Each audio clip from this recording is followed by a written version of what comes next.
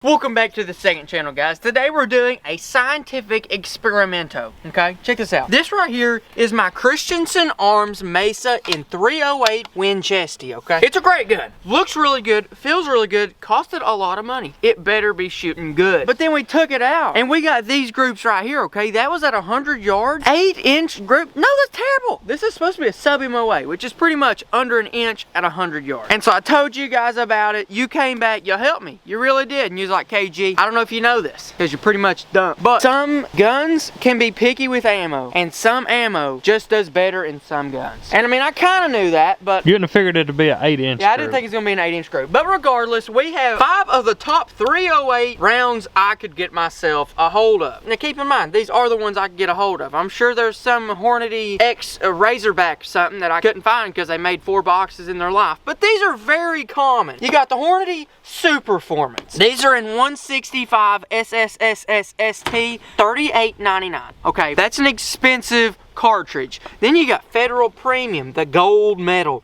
185 G's, baby. Those are going for like $45 a box. Just saying, if my gun shoots those the best, you just gotta shoot bad, because I ain't paying that. These right here are way more affordable. $29.99 for a box of 20, and to be honest, guys, that's still kind of high compared to like 2 years ago. These are Winchester Super X 180 G's. It has a deer on the box, so you know it's gonna do good. Then you got these right here, which are Remington Core Lock. A lot of people use those, super popular. These are also in 180 G's. Those are also pretty affordable. I got those for $29.99 as well. That's $1.50 per shot. To be honest, guys, that's still kind of expensive. 2 years ago, these are $1 a shot, $20 a box, not bad. Then I got these, which are pretty much the same thing as those, just in 150 grains. Who knows? It may shoot heavier better, it may not. That's what we're gonna test. So we got all these at 100 yards. I'm gonna shoot them on this big box, 3 shots each, see which one groups the best, and at the end, I'm gonna decide which one I want the gun to keep shooting, even if it's not the one that shoots the best. Because look, if I can get a 3/4 inch group with this ammo, but I can get a 1-inch group with this ammo, I'm shooting that ammo because I can actually afford to shoot it. If ammo that costs twice as much is going to give you 5% better performance, that's not a trade-off I want to take. Kendall, you're the poorest rich guy I know. All right, we're gonna do a 1, a 2, a 3, 4, and a 5. To be honest, number 1 thing I'm looking for, group size. Number 2, cost per shot. If I can't afford to go out and shoot that gun, might as well just hunt with it. All right, I'm gonna go real simple right here. We got the Hornady H boys.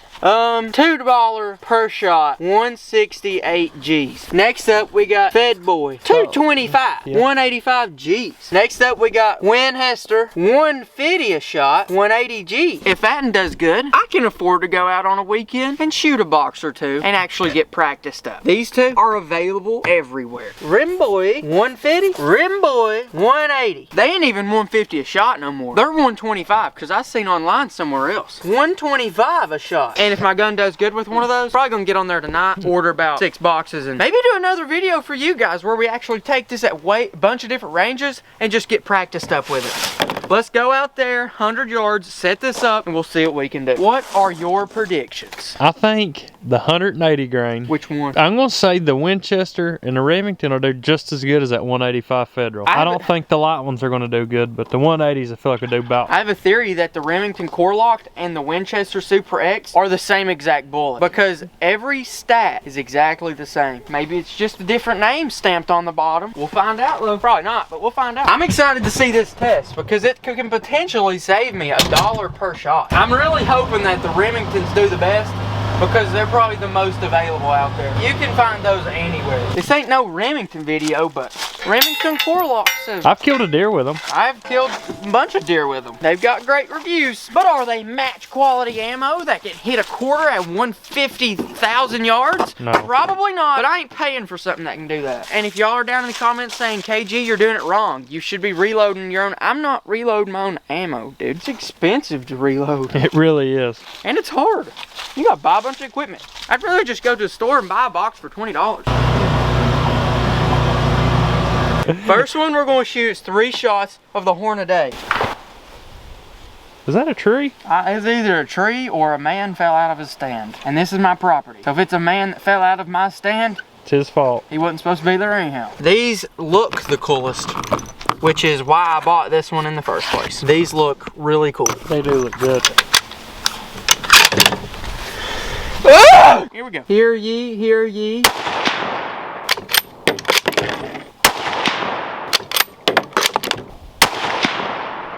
kicks hard. It was jumping pretty good. You also got to pick out an ammo that you can shoot and not be afraid of, which I ain't afraid of it, but that ain't fun to shoot. It kicks hard. The most expensive bullets in the test. I cannot lie. These have been the most accurate bullets I've ever shot. I hope I don't have to choose those, because those are very expensive. Here we go.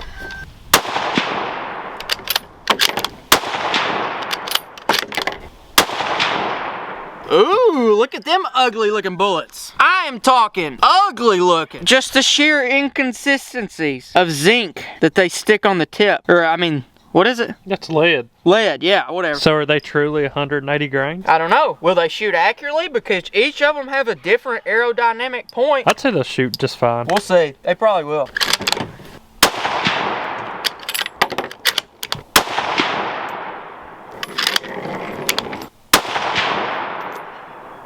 Those right there didn't eject 2 out of 3 times. Here's what these look like. These appear to be a little more consistent on their lead capping, but still not pretty. Those sounded way different. I burnt my chin with a pizza, look. Well, looks about the same as the other Remingtons. These are the 150 though. And barrel really isn't that hot, for you guys who are wondering.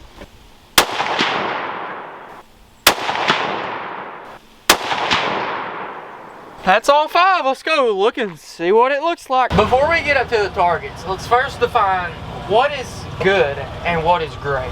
Is sub MOA what we're looking for? Or are we willing to take a little bit less? I don't know. We're gonna start off with the H-Boy. These are the Hornadies. It doesn't like this bullet. We've actually tested that bullet with that gun before. Had pretty similar results. So I guess it's pretty safe to say $2 a shot. Doesn't really matter. Gun doesn't like it. Move on over to Fed Boy. 185 grains, $2.25 a slot, apparently. And that's well under an inch right there. That's a good group. That's very good group. Pretty much right on top of each other. We've also tested that bullet before. Same performance. It's done very well. Moving on to the Winchester. 180 grains, $1.50 a shot. That's a 2-inch group. That's actually not bad at all, because 2 inches at 100 yards, it isn't great. But at 1,000 yards, that's 20 inches. 500 yards, that's 10 inches. If you're shooting a target like this at 500 yards max, you can still hit it just as often with those as you can with those. But if you're trying to shoot one of these and be super precision about it at like 1,000, yeah, the Fed Boy's definitely gonna group better. But at the same time, those are 185 grains. Probably not the best thing for long range, but you know what? Maybe it is. It's completely up to you. Coming on down to the Rimboy 150s. That's not a bad group either. That 2-inch group right there. Not bad for hunting. That far at that, 200, you're looking at that. 300, you're looking at that. So like, that's gonna kill a deer even out to 300 very consistently. Rimboy 180, you're looking at about 1.5 inch performance. That's not bad. That's not bad. No. But I mean, if you're wanting to be a precision shooter, you're gonna wanna pay $2.25 a shot if that's what you're into. But I'm not into paying $2.25 per shot. So looking at this, that's kind of a hard decision because those are extremely better than anything else. But those are also extremely more expensive than anything else. If I could get those down to $1.50 a shot, I would use those. But being $1 more per shot, almost double than the Rimboy 180s, you know, that's a tough decision. And you also got to think about this. This is not a super scientific test. Who is to say that the first shot on the Winchester wasn't a flyer and that this shot on the Rimboy wasn't a flyer? Because what if that just happened to be over there for this test? We don't really know. But we're actually going to go back and test that. Because I'm really hoping one of the Winchester or Rimboy can do better. Yeah, that's pretty much it. We're going to go shoot one more Winchester and see if maybe the general group is on over here. And we're going to shoot one more Rimboy 180 and see if the group is kind of over here. And if it is over there, we'll see. But if the group keeps getting bigger, I may just be hunting with the Federals and target shooting with the Rimboys. First up, Winchester. Come on, buddy. Let's tighten these groups up. Rim 180.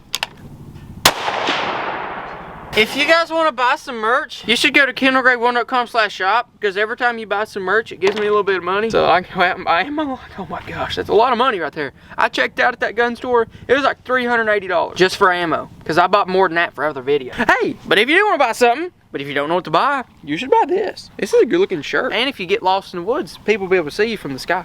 I say y'all buy a hoodie. It's getting cold. That's true. I'm not saying that I knew this would happen, but I knew it could happen. And with the Winchester, that fourth shot tightened right up. And if you count that as a flyer, the Winchester is giving Fed Boy a run for his money. Since we've only shot 4 of the Winchesters, which is Winchester, if you're genuinely confused. We've only shot 4 of them. 3 of them tightened good. We can't confirm that was a flyer. We can't confirm nor deny that was a flyer. We also can't confirm nor deny that that shot I just shot wasn't supposed to hit here and was actually a flyer that gravitated towards its original circle. What I can say is that with Fed Boys, I've never had a flyer. They've always been that tight.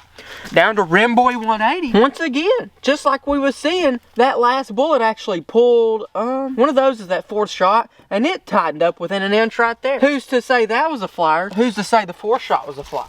That's why they give you 20 shells in each box. I'm not gonna shoot them today because it's peak of the rut, and I've already scared off every deer within 2,000 yards. So I'm just gonna...